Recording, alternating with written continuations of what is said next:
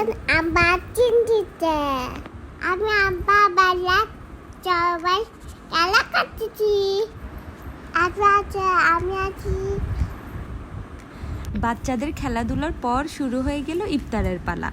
ইফতারই শুরু করলাম প্রথমে যে বেগুনি দিয়ে। বেগুনিগুলো খুব মজা হয়েছে, যা আমি নিজে বানিয়েছি, তারপরও নিজের প্রশংসা নিজে করতেছি।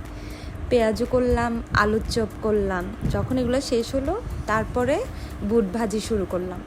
বুট ভাজিটাও আশা করি মজা হয়েছে, বানিয়েছি আমি সব কিছু।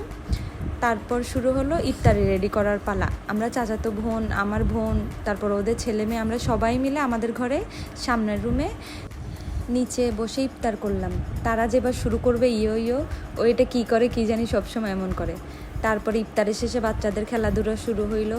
আমরা বসে আছি চা খাওয়ার জন্য, চা আনছে, চা খাচ্ছি সবাই মিলে। ইফতারের পর চা থাকে। তারপর চলে গেলাম দাদু একটাদের ঘরে পান দিয়ে শেষ করার জন্য। অনেক মজা করছে, আমাদের অনেক সুন্দর একটা দিন।